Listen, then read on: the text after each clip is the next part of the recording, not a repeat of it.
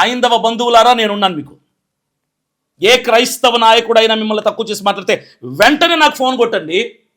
ఏ ఊర్లో అయినా, తెలుగు రాష్ట్రాలు ఆంధ్రప్రదేశ్ తెలంగాణ 2 తెలుగు రాష్ట్రాల్లో హైందవులని ఏ క్రైస్తవ నాయకుడైనా తక్కువ చేసి మాట్లాడితే, గ్రంథాలని తక్కువ చేసి మాట్లాడితే, మీ విశ్వాసాన్ని తక్కువ చేసి మాట్లాడితే నాకు చెప్పండి.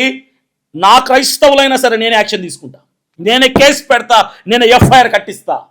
అలాగే క్రైస్తవులారా, మన గ్రంథాన్ని, మన విశ్వాసాన్ని, మన దేవుణ్ణి, మన సిద్ధాంతాల్ని ఏ హైందవ నాయకులను తక్కువ చేసి మాట్లాడితే ఈ రోజు తర్వాత నాకు చెప్పండి, తెలంగాణ, ఆంధ్రప్రదేశ్ అని ఎక్కడికైనా వస్తా,